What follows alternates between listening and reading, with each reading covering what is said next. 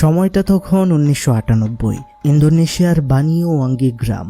দেশ জুড়ে তখন রাজনৈতিক অস্থিরতা, সরকারের পতন আর অর্থনৈতিক বিপর্যয়। ঠিক সেই সময়ে গ্রামে শুরু হয় ভয়, সন্দেহ আর ধর্মীয় উত্তপ্ততার আগুন।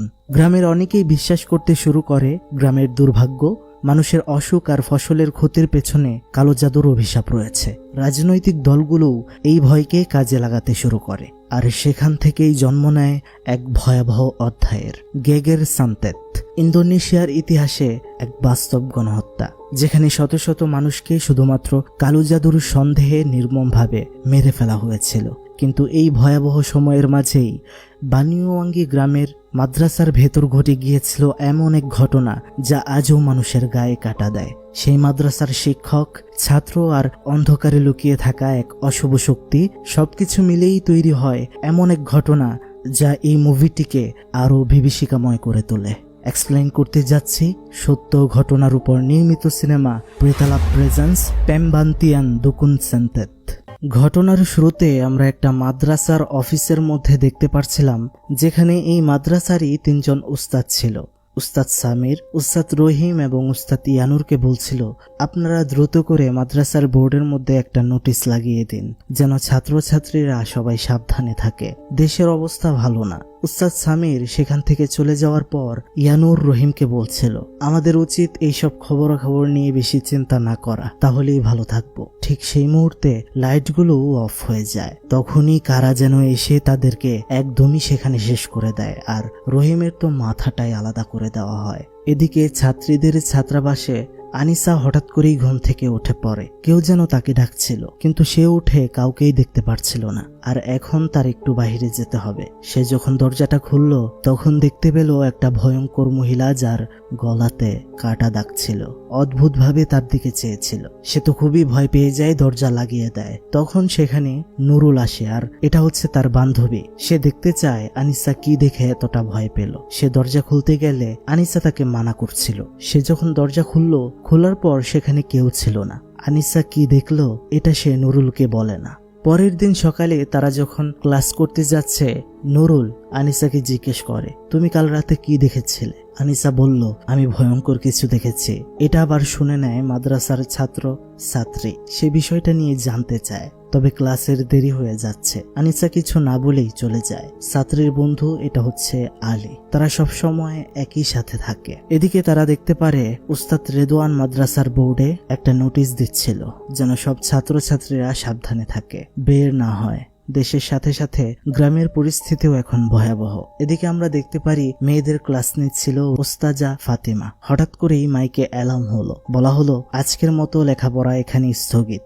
সকল ছাত্রছাত্রীরা যেন তাদের ছাত্রাবাসে ফিরে যায়। এদিকে আমরা দেখতে পাচ্ছিলাম ছাত্রী আর আলী তারা একটু ভণ্ড টাইপের। তারা মাদ্রাসার ছাত্র হয়ে সিগারেট খাচ্ছিল, তবে এই দেশের অবস্থার কারণে তাদেরও মন মানসিকতা ভালো নেই। এদিকে আমরা দেখতে পাচ্ছিলাম উস্তাদ রিদওয়ান এই মাদ্রাসার পরিচালনার দায়িত্বে থাকা উস্তাদ বাগাসকে অনেক কথা শোনাচ্ছিল। একটা বিষয়ে সে বাগাসের প্রতি ক্ষিপ্ত ছিল, বলছিল, আপনি কি সিদ্ধান্ত নিয়েছেন কিনা, কখন সিদ্ধান্ত নেবেন? বাগাস তখন বলছিল, মাদ্রাসার মুহতামিম কিউআই এখানে না আসা পর্যন্ত আমি কোনো সিদ্ধান্তে যেতে পারছি না। সেখানে তখন উস্তাজা ফাতিমা এসে তাদের ঝগড়া থামায়। আনিসা ভয়ঙ্কর কিছু দেখেছে, সেই বিষয়ে কথা বলতে আলী আর ছাত্রী তার কাছে যায়। তখনই সেখানে উস্তাদ বাগাস আসে, আর তিনি বুঝে যায় যে তারা দুইজন সিগারেট খেয়েছে। আলীর টুপির ভেতর থেকে তো বাগাস দেশলাই বের করে দেয়। উস্তাদ হিসেবে সে তখন খুবই সুন্দর করে তাদেরকে বোঝায়, কোরআনের আয়াত দিয়ে বোঝায় যে এমন কোনো কিছু করবে না যেটা কিনা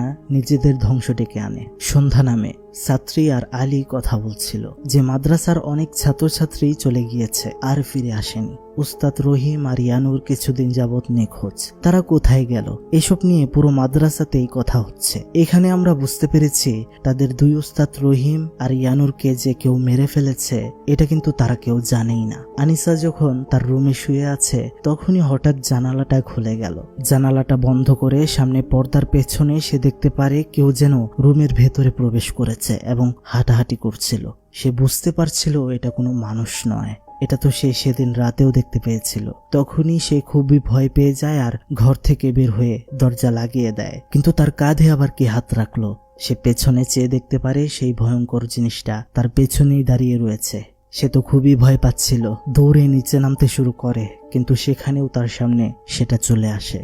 তখন সে চলে যায় দৌড়ে বাথরুমে, দেয়ালের পাশে লুকিয়ে থাকে। সেখান থেকে সে উকি দিয়ে দেখার চেষ্টা করে যে ওইটা এখনো আছে কিনা, কিন্তু এই পাশে যখনই তার নজর যায় সে দেখতে পারে মাদ্রাসারই কোনো এক উস্তাদ কি যেন একটা করছে।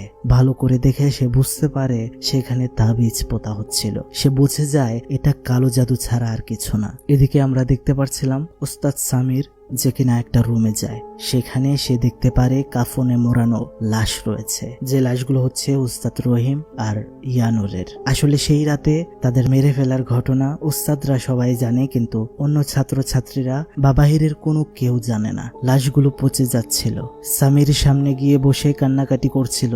আর এদিকে আমরা দেখতে পাচ্ছিলাম একটা ঘরে কেউ যেন কালো জাদু করছে, আর সেখানে অনেকগুলো জানোয়ারের রক্ত মিশে কালো জাদু করা হচ্ছিল। সেই জাদুকরের হাতে ছিল 2টা ভুডু ডল, সেগুলোর উপর আবার কাফনের কাপড় লাগানো ছিল। যখনই সেগুলো রক্তের ভেতরে ডুবাচ্ছিল সে, তখনই সামিরের সামনে সেই 2টা লাশগুলো উঠে বসে পড়ে আর বলতে থাকে সবাই মৃত, সবাই মৃত। সামির তো খুবই ভয় পাচ্ছিল, মানে লাশগুলোকে কেউ কন্ট্রোল করছে বন্ধুরা। সামি তখন ভয়ে চোখগুলো বন্ধ করে ফেলে, কিন্তু চোখ খোলার পর সে দেখতে পেল লাশগুলো তো তার সামনেই নেই। সে দৌড়ে ঘর থেকে বের হতে যাবে, তখনই বাইরে থেকে অনেকগুলো গলার আওয়াজ পাচ্ছিল সে, আর উপর থেকে তখনই লাশটা পড়ে যায়। তার পেছনে তো আমরা দেখতে পারি রহিমের লাশটা তার মাথা নিয়ে দাঁড়িয়ে আছে। কি ভয়াবহ অবস্থা! আর সেখানেই ইয়ানুরের লাশ এসে তার উপর তখন বমি করে দেয়। তখনই একটা চিৎকার। ছাত্রী আর আনিসা সেখানে পৌঁছে দেখে এই অবস্থা, পুরো শরীর লাল হয়ে গিয়েছে। ঘরে নিয়ে রাখার পরে সবাই জিজ্ঞেস করছিল তার কি হতে পারে। আনিসা তখন বলে আমি এই বিষয়গুলো একটু হলেও জানি, তাকে কালো জাদু দিয়ে আক্রান্ত করা হয়েছে। তখন নুরুল বলছিল বিশ্বাসী মানুষদেরকে এগুলো ঘায়েল করতে পারে না। আনিসা বলে তোমরা পরনি আমাদের নবীজির উপরেও কেউ কালো জাদু করেছিল। তখন সেখানে বাকি উস্তাদরা আসে, সবাইকে নিজেদের ছাত্রাবাসে ফিরে যেতে বলা হয়। এদিকে আমরা দেখতে পারি মাদ্রাসার মুহতামিম উস্তাদ কিয়াই সেখানে এসে উপস্থিত হয়। যে ঘরে লাশগুলো রাখা ছিল সেখানে যাওয়ার পর তারা লাশগুলো খুঁজে পায় না। বাগাসকে কিয়াই বলে তুমি কেন তাদেরকে আগে দাফন করনি? বাগাস বলে পুলিশের ভয়ে রেখে দিয়েছিলাম, আর আপনি আসার অপেক্ষা করছিলাম। কিয়াই তখন বলে এটা তুমি মোটেও ঠিক করনি, সর্বপ্রথম মুসলিম হিসেবে দায়িত্ব দাফন করানো ছিল। রিদওয়ান পিছন থেকে তখন বলছিল আমি বাগাসকে অনেকবার বলেছিলাম উস্তাদ দ্রুত সিদ্ধান্ত নেওয়ার, কিন্তু তিনি নেননি। কিয়াই তখন বলছিল এটা তুমি কোনো কাজ করলে তোমাকে দায়িত্ব দেওয়াটা আমার ঠিক হয়নি। তোমরা তো জানো লাশ দিয়ে কালো জাদু করা হয়, এখন কি হবে? কিয়াই তখন বলে তাদের মৃত্যু আর লাশের বিষয়ে এখন পর্যন্ত কারা কারা জানে? রিদওয়ান বলছিল আমরা উস্তাদরা ছাড়া এখনো কেউ জানে না। কিয়াই বলে আচ্ছা তাহলে সকল ছাত্রছাত্রীদেরকে একসাথে জড়ো করো। তারপর আমরা দেখতে পাচ্ছিলাম উস্তাদ কিয়াই সবাইকে নামাজ পড়াচ্ছিল, কিন্তু আশ্চর্য বিষয় হচ্ছে সবাই যখন সিজদায়, ছাত্রী তখন মাথাটা একটু উঁচু করে দেখতে পায় সামনে একটা লাশ দাঁড়িয়ে রয়েছে। সে তো ভয় পেয়ে সরে গেল। পাশে থাকা সবার নামাজটাই তখন ভেঙে যায়, আর সবাই অবাক হয়ে যায়, কেননা সামনে থেকে মুহতামিম কিয়াই গায়েব হয়ে গিয়েছে নামাজ রেখে। কোথায় গেল? সবাই তো খুবই অবাক হয়ে যায়। এরপর আমরা দেখতে পারি সকল ছাত্রছাত্রীদেরকে জড়ো করা হচ্ছে এবং সবাইকে একটা ছাত্রাবাসে থাকার জন্য বলা হয়, কেননা এখন বিপদের সময়। ছেলে আর মেয়েদের মাঝখানে একটা পর্দা দেওয়া হয়। সেখানে লাইট নেভানোর পর আমরা দেখতে পারি ছাত্রী আর আলী তারা লুকিয়ে লুকিয়ে এখান থেকে বের হয়ে চলে যায় মাদ্রাসার অফিসের ভেতরে। মাদ্রাসায় কি হচ্ছে আসলে এটা বোঝার জন্য তারা সেখানে যায়, আর সেখানে গিয়ে তারা একটা পেপার খুঁজে পায় যেখানে দেশের অবস্থা খুব ভালো করে লেখা ছিল, যে দেশের আনাচে কানাচে সহিংসতা অরাজকতা সবকিছুই দেখা দিচ্ছিল। অবস্থা খুবই খারাপ। মাদ্রাসার শিক্ষকরা এসব তাদের থেকে লুকিয়েছে। পরিস্থিতি খারাপ হয়েছে তারা এটা জানতো, কিন্তু এতটা বেশি খারাপ হয়ে গিয়েছে যে মানুষ মারা যাচ্ছে, মেরে ফেলা হচ্ছে, এসব জানতো না। তখনই সেখানে কেউ একজন আসে আর তারা লুকিয়ে পড়ে। এদিকে হঠাৎ করে ঘুম থেকে উঠে আনিসা দেখতে পেল তার আশেপাশে তার কোনো বান্ধবী বা কোনো ছাত্রীই নেই। তাহলে সকল ছাত্রছাত্রীরা কোথায় গেল? সামনে দেখতে পারে তার বান্ধবী নুরুল বসে অদ্ভুত আচরণ করছে অন্যদিকে ফিরে। তাকে ধরতেই সেটা যখন তার দিকে ঘুরলো, সে দেখতে পারে সেটার চোখ একদম সাদা হয়ে গিয়েছে। শুধু সেটা বলছিল সবাই মৃত, সবাই মৃত। একটা ভয়ঙ্কর অবস্থা। সে তখনই ঘুম থেকে উঠে পড়ে। এটা ঘুমের মধ্যেই সে স্বপ্ন দেখছিল। যাই হোক, সে চলে যাচ্ছিল বাথরুমে। তখনই সেই ভয়ঙ্কর জিনিসটা তার কানে কানে ফিসফিস করে বলতে থাকে কিউআই এর কুঠির। তখন সে কিউআই এর ঘরের দিকে যেতে থাকে। এদিকে ছাত্রী আর আলী চলে যায় উস্তাদ সামিরের সেবা করার জন্য, কেননা তার শরীর আক্রান্ত হয়ে এখন নষ্ট হয়ে যাচ্ছে, ঘা হচ্ছে, বোঝাই যাচ্ছে যে সে কালো জাদুর দ্বারা ইফেক্টেড। ছাত্রী তখন বলছিল আমার বাড়িতে যেতে হবে আলী। আলী বলে এত চিন্তা করো কেন, তারা তো ভালোই আছে। ছাত্রী তখন বলছিল শোনো, তোমার বাবা মা দেশে নেই, তোমার কোনো সমস্যাও নেই, আর আমার বাবা মার পাশে আমি ছাড়া কেউ নেই, তাদের দেখতে হবে আমাকে। এটা বলে সে যখন সেখান থেকে বের হয় তখনই আমরা দেখতে পারি আলীর পেছনে সামির উঠে বসে পড়ে, আর মুখ থেকে একটা আওয়াজই বের হচ্ছিল যে সবাই মৃত। সেটা শুনে ভেসে উঠছিল আর আলীর দিকে এগিয়ে আসছিল। এটা দেখে আলী ভয় পেয়ে দৌড়ে ঘর থেকে বের হয়ে চলে যায়। এদিকে আনিসা কিয়ায়ের কুঠিরের সামনে গেলে সেই ভয়ঙ্কর জিনিসটা আবারও তার কানে কানে বলে ভেতরে যাওয়ার জন্য, কিন্তু দরজাটা তো লাগানো। সে উকি দিয়ে ভেতরে দেখতে চেষ্টা করে কিন্তু তেমন কিছুই দেখতে পেল না। তাই সেখান থেকে সে চলে যায় বাথরুমে। বাথরুম করার সময় সেখানে সে একটা তাবিজ পায়। সেখান থেকে সে আবারও দেখতে পারে পাহাড়ের মধ্যে কেউ যেন আছে। দেখতে পারলো সেখানে উস্তাদ রিদওয়ান, আর সে সেখানে তাবিজ রাখছে। এখন তো আনিসা বুঝে গিয়েছে যে কালো জাদু করছে কে। তখন নুরুল সেখানে আসলে এই তাবিজটার বিষয়ে বলে আনিসা, কিন্তু নুরুল এই তাবিজটা ডাস্টবিনে ফেলে দেয়। নুরুল যখন সেখানে কাপড় ধুয়ে কাপড় নাড়ছিল সে দেখতে পেল সামনে কাপড়ের উপাশে কোনো একটা ছায়া দাঁড়িয়ে আছে। সে কাপড়টা সরালেও সেখানে কিছুই দেখতে পেল না। হঠাৎ করেই তার চোখগুলো যেন জ্বলতে শুরু করে। সে তো চিৎকার করছে। আনিসা সেখানে আসে কিন্তু সে বলছিল সে আর কিছুই দেখতে পারছে না। তার চোখ দিয়ে তখনই আমরা দেখতে পারি রক্ত ঝরছিল, আর তখনই সেখানে তার গলা দিয়ে কাটা তার বের হচ্ছিল। কেন হচ্ছে, কিভাবে হচ্ছে এগুলো? তার চোখ দিয়ে বের হচ্ছিল তার কাটা। তার খুবই কষ্ট হচ্ছিল, আর যন্ত্রণায় নিজেকে সামলাতে না পেরে সাথে থাকা একটা কূপের ভেতরে সে পড়ে যায়। আনিসা তাকে ধরে ফেলে, কিন্তু আমরা দেখতে পাচ্ছিলাম নিচ থেকে কিছু একটা তাকে টেনে ভেতরে নিয়ে যায়। এভাবেই নুরুল শেষ হয়ে যায়। এই ঘটনার পর আমরা দেখতে পাচ্ছিলাম রিদওয়ান আবারও ঝগড়া শুরু করে বাগাসের সাথে। বলে আপনি কেন এখনো ছাত্রছাত্রীদেরকে বাড়িতে যেতে দিচ্ছেন না? আর কতজন মারা যাবে? বাগাস বলছিল সম্মান দেখিয়ে কথা বলুন, আমাকে দায়িত্ব দেওয়া হয়েছে, আমি দায়িত্বের মর্যাদা দিতে জানি। বাহিরে এখন আরো বেশি সমস্যা। তখন উস্তাজা ফাতেমা এসে তাদেরকে থামায়। সন্ধ্যা সময় মাদ্রাসায় জিকিরের আয়োজন করা হয় কালো জাদুর বিপক্ষে। সবাই যখন লা ইলাহা ইল্লাল্লাহ এই জিকিরে মগ্ন, তখনই আমরা দেখতে পারি অনেকগুলো ছাত্রছাত্রীকে শয়তান বশ করেছে, আর তারা সেখানে অনেক বাজে পরিস্থিতির সৃষ্টি করে। আর ধীরে ধীরে ছেলে মেয়েগুলোর নাক থেকে মুখ দিয়ে বের হতে থাকে অনেক রক্ত। তারা আক্রান্ত হয়ে গিয়েছে কালো জাদুর। ছাত্রী আর আনিসা তারা চলে যায় ওষুধ আনার জন্য। আলীও তাদের সাথে যায়, কিন্তু ভেতরে যেতে চাইছিল না, কেননা আক্রান্ত উস্তাদ সামির ছিল সেই ঘরে যেখান থেকে তারা ওষুধ আনতে যাচ্ছে। আমরা দেখতে পাচ্ছিলাম তারা যখন ওষুধ বের করছিল পাশ থেকে সেটা কাঠ চিবিয়ে খাচ্ছিল তখন, এবং ছাত্রীকে বলছিল তোমার বাবা কেমন আছে? ছাত্রী এই কথাটা শোনার পর তার পরিবারের জন্য চিন্তা হতে শুরু করে এবং সে চলে যেতে শুরু করে বাড়িতে রাতেই। আনিসা তখন তাকে আটকায়, বলে দেখো তোমাকে এখানে এখন প্রয়োজন, কিন্তু সে কোনোভাবেই শোনে না।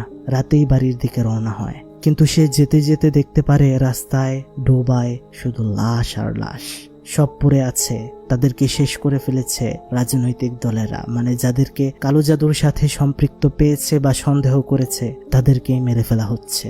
এদিকে আমরা দেখতে পারছিলাম একটা মহিলা তার হাজবেন্ডের জন্য খাবার বানিয়ে নিয়ে যাচ্ছে।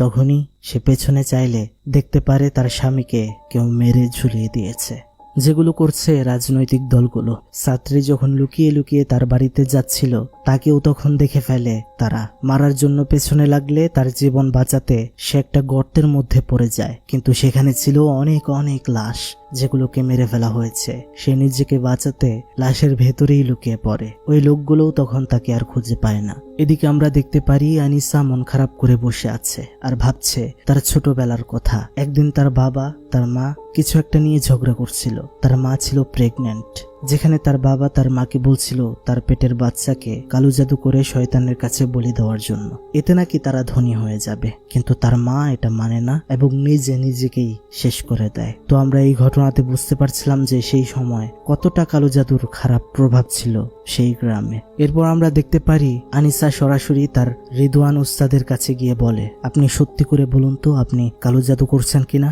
রিদওয়ান তখন অবাক হয়ে যায় আর এই কথাতে বিরক্ত হয়। আনিসা বলে আমি পাহাড়ে আপনাকে তাবিজ রাখতে দেখেছি, আর নুরুলের মৃত্যুর সময় সেখানে আপনাকে দেখতে পেয়েছিলাম। রিদওয়ান তখন তাকে বলে, তুমি আমাকে যেমনটা ভাবছো তেমনটা সত্যি নয়। এটা বলে সেখান থেকে চলে যায়। উস্তাজা ফাতেমা সেখানে এসে আনিসাকে বোঝায়, বলে তিনি এমন করতে পারেন না। তিনি নাকি আরো চেষ্টা করছেন রহস্য উদ্ঘাটন করার জন্য, যে কে মাদ্রাসায় এইসব করছে। তাকে শান্ত করে বলে, এবার যাও, তোমার বান্ধবীদের জন্য রান্নাঘর থেকে গরম পানি নিয়ে আসো।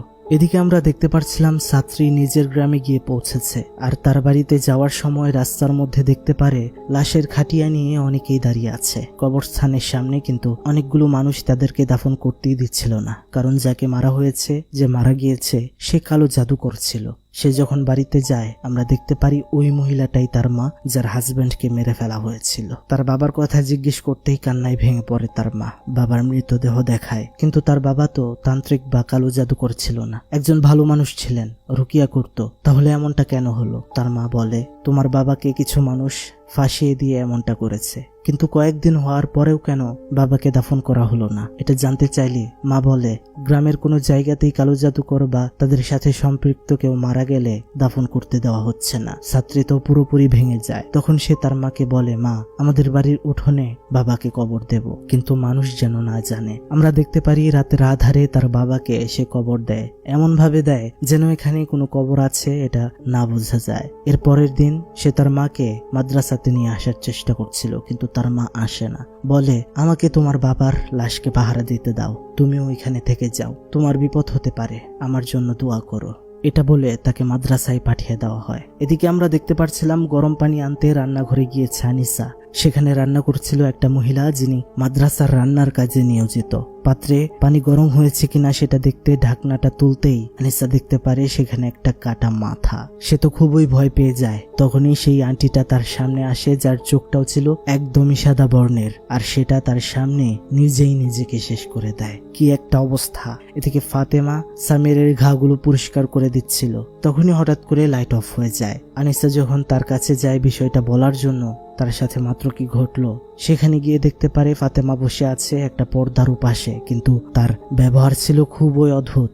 তখনই সে তার নিজের আঙ্গুলটায় চাপ দিয়ে ফেলে দেয় কেচে দিয়ে। আনিসা তো খুবই ভয় পেয়ে যায়। সে এখান থেকে পালাতে চায়, কিন্তু দরজাটা লেগে যায়। সেটা তখনই তার উপর আঘাত করার চেষ্টা করছিল। আনিসা তখনই সেখানে আল্লাহর কাছে সাহায্য চায়, আয়াতুল কুরসি পড়ে।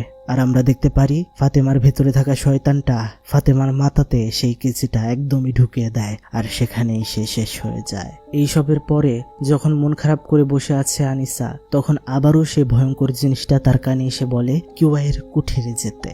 মানে কি, বারবার কেন সেখানে যেতে বলা হচ্ছে?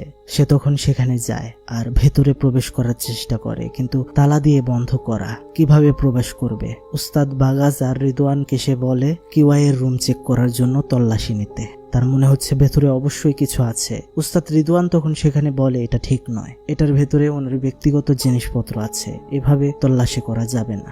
ছাত্রী তখনই সেখানে এসে বলে, আপনারা কি করেছেন? নিজেরাও কিছু করতে পারেন না, আমাদের কেউ কিছু করতে দেবেন না? সে তখন আনিসাকে বলে, চলো আমরা দেখবো বিষয়টা। তখন দরজা ভেঙে সেখানে প্রবেশ করার পর তারা দেখতে পারে সেখানে ছিল কালো জাদুর জিনিসপত্র। তার মানে মুহতামিম কিউয়াই কি আসলে কালো জাদু করছিল?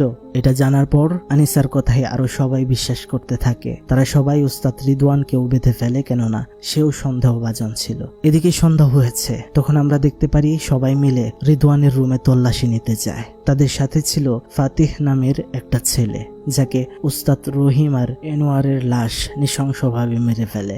আনিসা ছাত্রী রিদওয়ানের দরজা খোলার পর ছাত্রী ঘরে ঢুকলেই দরজাটা আপনা আপনি লেগে যায়। দুজনের মধ্যে কেউ দরজাটা খুলতে পারছিল না। আনিস তখনই দেখতে পারে সেই ভয়ঙ্কর শয়তান মেয়েটা এবার বাগাসের রুমের সামনে দাঁড়িয়ে আছে। কিন্তু কেন? তার বিষয়টা সন্দেহ লাগে। সেখানে গিয়ে ভেতরে চেয়ে দেখতে পারে সেখানে কেউ কালো জাদু করছিল। তখনই দরজাটা খুলে যায় আর কোনো একটা শক্তি তাকে টেনে ভেতরে নিয়ে ফেলে দেয়। এদিকে আমরা দেখতে পারি আলী আর তার বন্ধুরা আহত ফাতিহ ছেলেটাকে নিয়ে মাদ্রাসায় রিদওয়ানের কাছে নিয়ে আসে আর রিদওয়ানের বাঁধন খুলে দেয়। রিদওয়ান চেক করে দেখতে পারে ছেলেটি মারা গিয়েছে। তখনই লাইটগুলো অফ। উস্তাদ রিদওয়ান দরজা বন্ধ করে দিতে বলে। আনিসা উঠে দেখতে পারে কালো জাদু আর কেউ করছে না, করছে তাদেরই ভালো শিক্ষক উস্তাদ বাগাস। সে শয়তানের পূজা করছিল আর ভুডু ডল দিয়ে আনিসার পুরো শরীরটা কন্ট্রোলে নিয়ে নিয়েছিল, মানে পুতুলের মতো। বাগাস পুতুলের সাথে যা করছিল আনিসার সাথেও তা হচ্ছিল। তাকে তখন দেয়ালের সাথে মিশিয়ে ফেলা হয়। আনিসা শুধু জিজ্ঞেস করে আমরা কি দোষ করেছিলাম। বাগাস বলতে শুরু করে তোমরা তো শুধু আমার কাজের মধ্যে ঝামেলা সৃষ্টি করেছিলে, আমি তো শুধু যারা পথভ্রষ্ট তাদের ধ্বংস করতে চেয়েছিলাম। তখনই আমরা দেখতে পারি সে কিছু রক্ত নিয়ে সেসব মুখ দিয়ে ছিটিয়ে দিচ্ছিল আরো ভুডু ডলের উপর, মানে আনিসার বাকি বন্ধু বান্ধবদেরকেও কন্ট্রোল করবে এবার বাগাস। এদিকে মাদ্রাসার ভেতরে ছাত্রছাত্রীরা দেখতে পারে বাইরে লাশগুলো, মানে যারা মারা গিয়েছিল তাদের সব লাশগুলো জীবিত হয়ে এবার মাদ্রাসার ভেতরে ঢোকার চেষ্টা করছে। তখন তারা সবাই কুরআন তেলাওয়াত করতে শুরু করে, আল্লাহর কাছে দোয়া করতে শুরু করে। এদিকে ঘর থেকে মুক্ত হয়ে ছাত্রী বাগাসের রুমে গিয়ে প্রবেশ করলে দেখে এই অবস্থা, আনিসাকে ঝুলিয়ে রাখা হয়েছে। তখন বাগাস আর ছাত্রীর মধ্যে একটা ফাইট হয়। অনেক ফাইটের পর ধাক্কা মেরে বাগাসকে ফেলে দেয় ছাত্রী। আনিসা বলছিল তুমি এই ফাঁকে সেই মাটির পাত্রটা জলদি ভেঙে দাও। ছাত্রী যখনই সেটা ভেঙে ফেলে আমরা দেখতে পাচ্ছিলাম সকল লাশগুলো এবার নিস্তেজ হয়ে পড়ে যায় জায়গায়, আর বাগাসকে ঘরের ভেতরেই তারা আটকে রেখে তালাবদ্ধ করে দেয় এবং বের হয়ে আসে। তখনই আমরা দেখতে পারি আকাশ থেকে একটা ভয়াবহ আগুনের উল্কা এবার বাগাসের রুমের মধ্যে এসে পড়ল, আর ভেতরে আমরা দেখতে পারি বাগাস ধীরে ধীরে তার শরীরটা সম্পূর্ণ গলে যাচ্ছিল, আর অনেক কষ্টে তার মৃত্যু হয়। এদিকে ভালো হয়ে যায় উস্তাদ সামির, মানে কালো জাদুর প্রভাব কেটে গিয়েছে। আর এভাবেই এই মুভিটির সমাপ্তি হয়। শেষে বলা হয় এটি একটি সম্পূর্ণ সত্য ঘটনা, যেটি 1998 এর সময়কাল নিয়ে বানানো, তবে স্থানকাল চরিত্র এসব পাল্টানো হয়েছে এবং শুধু মুভিটা সুন্দর হওয়ার জন্য একটু সিনেমাটিক ভাবে উপস্থাপন করা হয়েছে। এখন বন্ধুরা আপনাদের মনে অনেক প্রশ্ন থাকতে পারে, অনেক উত্তর খুঁজবে মন, এটা স্বাভাবিক। অনেক কিছুই তো এখানে ক্লিয়ার করা হয়নি, যেমন মুহতামিম কিওয়াই নামাজের ভেতর থেকে কোথায় উধাও হলো, তার ঘরের ভেতরে কালো জাদুর জিনিসপত্র কেনই বা পাওয়া গেল, তাহলে কি সে কালো জাদুর অনুসারী ছিল, অথবা শেষমেশ কোথা থেকে আগুনের গোলা এসে শেষ করে দিল বাগাসকে, বা কেনই বা বাগাস মাদ্রাসার মানুষগুলোকে এভাবে কালো জাদু করে মারছিল, তার উদ্দেশ্য কি ছিল, সেগুলোই বলছি। আসলে বাগাস সে প্রথম ভালো হুজুরই ছিল, কিন্তু ধীরে ধীরে সে শয়তানের ধোকায় পড়ল। দেশের এই অবস্থার সময় যেহেতু মাদ্রাসার দায়িত্ব বাগাসের কাছে ছিল, তাই মাদ্রাসাকে বাঁচানোর জন্য সে আল্লাহর কাছে পানা না চেয়ে শয়তানের শরণাপন্ন হয়। আর তার যাকে সন্দেহ লাগতো যে সে কালো জাদু করছে, তাকে সে কালো জাদু করেই মারত। এখন প্রশ্ন আসতে পারে তাহলে মুহতামিম কিওয়াই কিভাবে নিখোঁজ হলো? আসলে সে নিখোঁজ হয়ে যাওয়ার আগে বাগাসের সাথে অনেক খারাপ ব্যবহার করেছিল, আপনাদের মনে আছে নিশ্চয়ই, এবং বলেছিল সে মাদ্রাসা চালানোর যোগ্য নয়, দায়িত্ব দিয়ে ভুল করেছে, যেটা বাগাসের সহ্য হয়নি। আর সেজন্যই সে কালো জাদুর মাধ্যমে তাকে শেষ করে দিয়েছে, গায়েব করে দিয়েছে। আর সর্বশেষ যে দেখা গেল যে একটা আগুনের গোলা এসে তাকে শেষ করে দিল, এটা মূলত পরিচালকের ব্যাখ্যা অনুযায়ী ছিল যে আল্লাহ তাকে শাস্তি দিয়েছে, উপর থেকে দৈব শাস্তি এসেছে, তাকে ধ্বংস করে দিয়েছে পাপের কারণে, কেননা সে মুনাফিক ছিল। উপরে আলেম হলেও ভেতরে ছিল সে শয়তানের পূজারী। আর আমরা যে দেখতে পেয়েছিলাম আনিসাকে একটা ভয়ঙ্কর মহিলা সবসময় দিক নির্দেশনা দিত, সামনে আসতো, সেটা আসলে ছিল তারই মা, মানে তার মায়ের আত্মা তাকে সব সময় প্রোটেক্ট করত। যাই হোক বন্ধুরা, আশা করছি আপনারা ঘটনাটা বুঝতে পেরেছেন। আর এই ঘটনাটি সত্যি ছিল 1998 এর ঘটে যাওয়া ঘটনা। আশা করছি ভালোই লেগেছে আপনাদের।